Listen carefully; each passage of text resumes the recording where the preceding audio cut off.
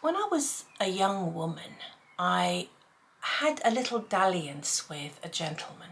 We were dating for a while. And I'll never forget something that he said, which I've actually mentioned before. He said that he had a girlfriend who would come fresh out of the shower with a towel wrapped around her head and look absolutely gorgeous. That stuck in my mind. I do remember a time when I would step out of the shower with a towel wrapped around my head, flawless skin, bright eyes. It's not really the case these days. At 55, I've changed a lot. Funnily enough, I've been following people online for quite a while. And I was just reviewing my subscriptions, etc. We've all aged. The online community that I have been a part of, or vloggers that I have been following, have aged so much in these last 10 years that I've been watching YouTube. We're all aging, and at 55, I'm not really looking to be drop dead gorgeous or to inspire, admiration or any of that sort of thing. It's not really top priority for me. What I would like is to do things more so for my own sense of well-being. I could go out looking like this. I could put my hair up.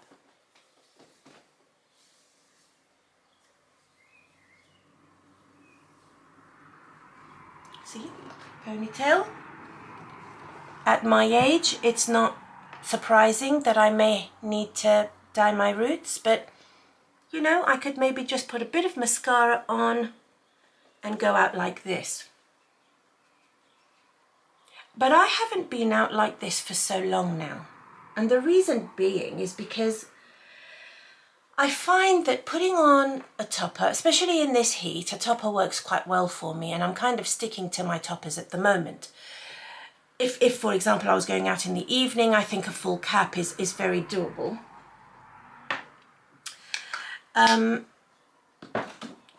It brings my face to life.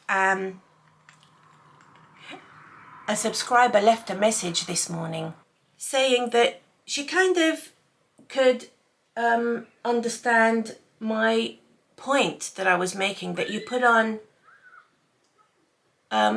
makeup, you put on a nice red lipstick, and it doesn't have any effect. It doesn't bring your face to life. It doesn't really do what makeup is supposed to do. But it's disheartening at the end of the day, putting on your makeup and feeling like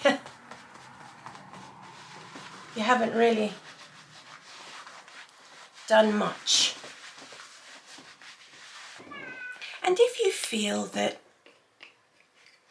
making an effort doesn't give you the kind of payoff that it used to when you were younger, I want you to know that you're not alone. It's really important for us to feel that there are lots of women in our age group who feel that the efforts that they make with their hair and makeup aren't really paying off like they used to. And it's not for vanity reasons. There are some negative connotations to the word vanity, because vanity is not an attractive quality. In my case, it's more because I want to have deeper connections with others. Now, as you know, I sometimes take myself off for days out and I chat to people. when I'm out and about. I think it's quite common to do that when you're out and about and you come back home, and it makes you feel like you've had those contacts and connections that you need, and you can kind of settle back down to your own company, doing your own thing at home. I really think that people are more open and receptive to me if I've made an effort with my appearance and I actually look nice, attractive, interesting, you know, all of those positive words that you could use. And wigs are a huge part of that. At my age, people out there don't really expect me to have this lovely thick hair that I have when I have a topper on. But they assume, and I know this because I can see it in their faces, that I'm just one of those lucky women who've got a lovely thick head of hair. And they respond to it really positively because people want to believe that as a collective, we're all doing well, we're all healthy, we're generally happy, that our marriages are good, that our jobs are fun. People want to be uplifted by seeing others doing well. It makes them feel like they're in that club, that they're in that company, that they're doing well and feeling well. It's kind of a little bit of inspiration, a little bit of problem solving for them, and they like to get ideas, you know, of how they can improve their own lives. Generally speaking, it's an uplifting thing to do. If you think about those big time influencers online, you know, everybody knows, of course, that they're using filters and, you know, other ways of making themselves look ridiculously good in a way that they're not really normally that good. I mean, look at Pinterest, for example. Everybody has their board, everybody has their inspiration. It's amazing how much inspiration people can find from images of other people looking and doing the things and the ways that we want to look. It's extremely inspiring.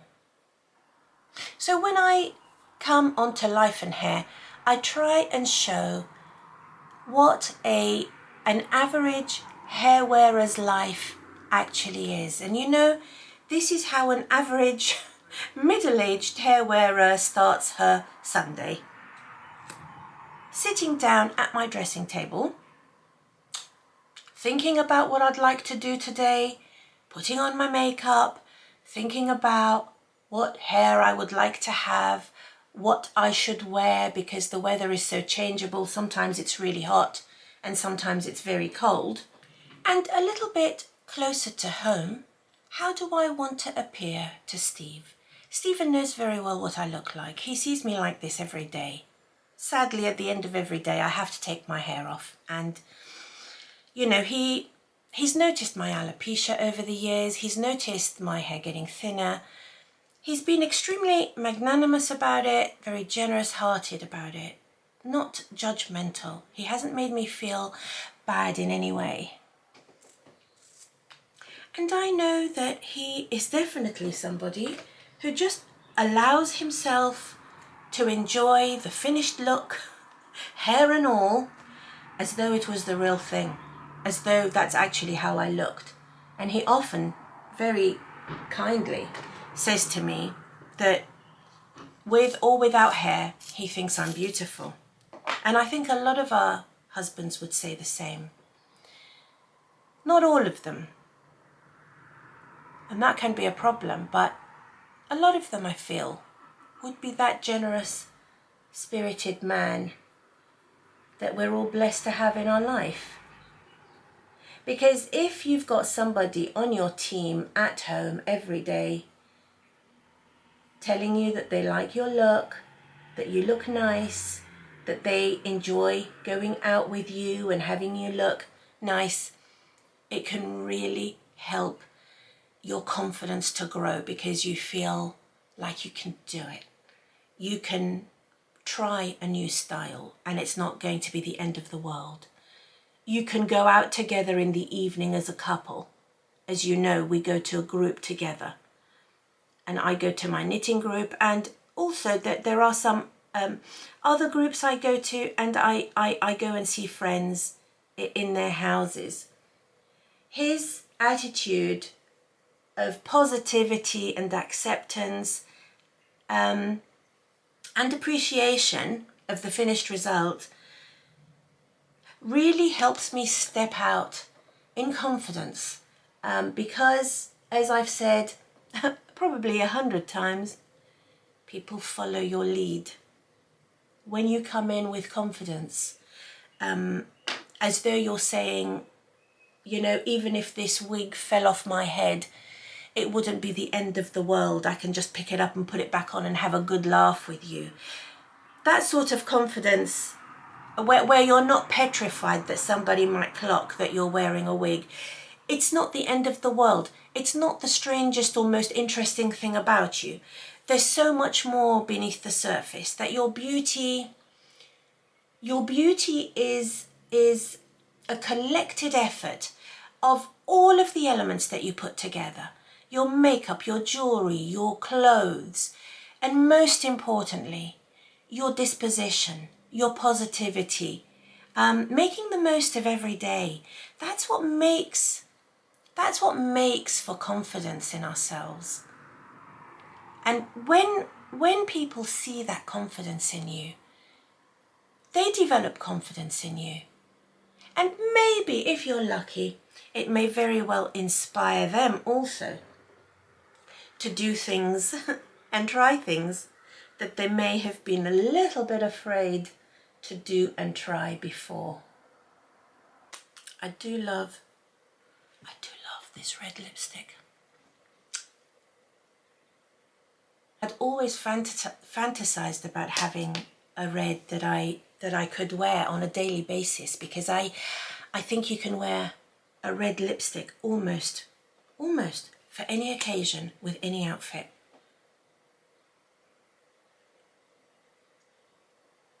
Be it jeans, a dress, work, anything can suit a red like this. There are so many things that are going well in my life, you know. My children are happy. My granddaughter and I are developing a really close relationship, and that was really important to me. And I'm in a good place in my marriage. There have been ups and downs, you know, in my life. Not everything has been smooth sailing. In fact, my marriage itself went through a really rocky patch. We're going to be married for 25 years next year.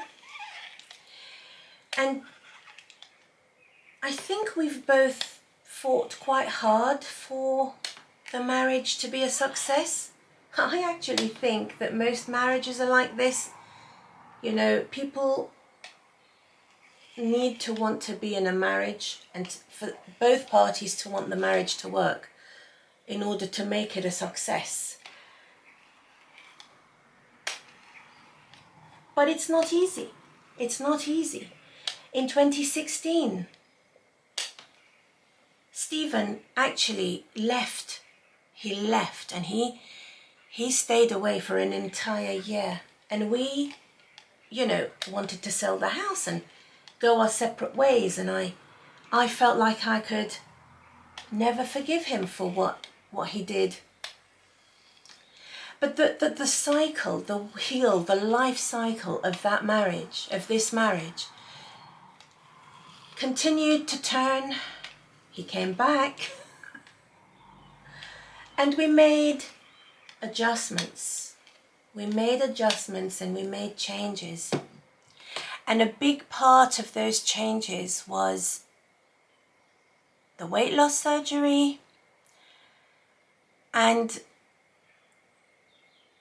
an interest in paying more attention to how I looked. I'm not saying that the marriage broke down because I was overweight. No. I'm talking about how I felt about myself and confidence. That's what I'm talking about. And every woman is going to find confidence in a different part of her life. Some women are not affected by their weight, indeed by their hair loss. Some women find confidence in achieving a very successful business or having high academic achievement. But I needed to feel like I liked what I saw in the mirror. But most importantly, the reason for that is because I wanted to feel connection to other people. And I felt that the way I felt about myself at that time kept me back from reaching out to others and having a connection with them, reaching out, speaking to strangers, attending groups. I had a comment, and you know, I read every single comment, and generally speaking, I respond to every single comment. I had a comment that said that when this woman had experienced her hair loss, she didn't ever want to leave the house. And I loved the way she put it. She said, I would get angry if I felt pressurized to go out and socialize. And I would make every excuse in the book in order to stay at home in my own comfort zone. I hear you. That's exactly how I felt. I used to become angry and resentful at myself, because I couldn't or hadn't gotten it together to be at peace with who I saw in the mirror, to have the outside of me match how I wanted to feel inside. You know, it's a cycle that builds on itself. If you feel good, you look good, you feel good, you make more of an effort, you're in a better mood, you want to go out more, you want to socialize more. If you're dating, you may want to flirt more. I mean, the main thing is I don't want you to think that weight loss and wearing wigs is the answer to everything. It's absolutely not, because I'm very well aware that different people have got different needs. I know that my friends, I have some friends who have got very thick hair, but I've also got a couple that don't. But there's no way on earth that they would ever allow themselves to overcome that taboo of wearing a topper or a wig. They are just not ready. They are just not ready. They don't see themselves as somebody who would do that, and they would find it a little bit embarrassing. And let's face it, you know, we wear hair toppers and wigs because we want to enjoy being carefree and not being preoccupied with our hair loss.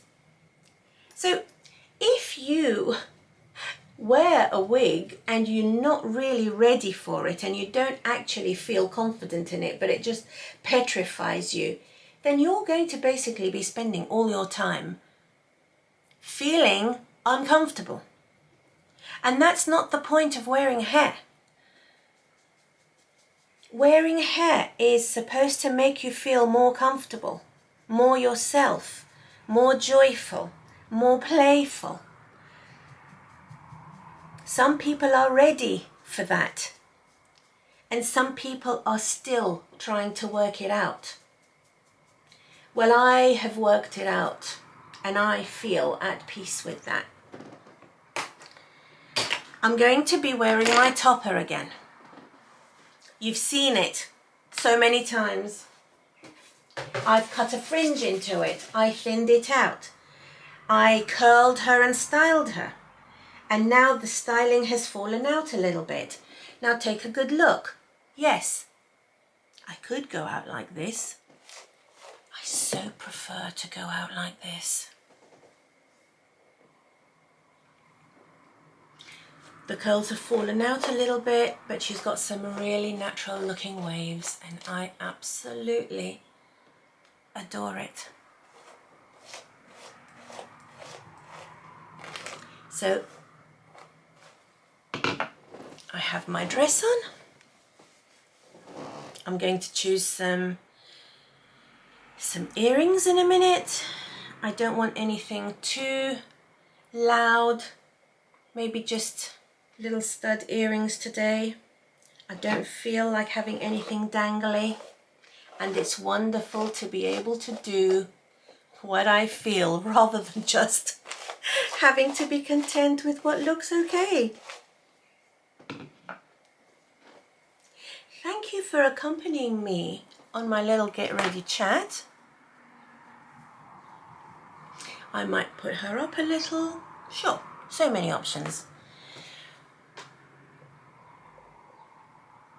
I'm just happy to say that you're not alone. As middle-aged women, we all are facing our challenges. We're trying to make the best of what we've got. Every day is a new opportunity to express something within us that we'd like to put out into the world. With hair, without hair, overweight or slim, it doesn't matter. The main thing is, does it matter to you? How do you feel about it?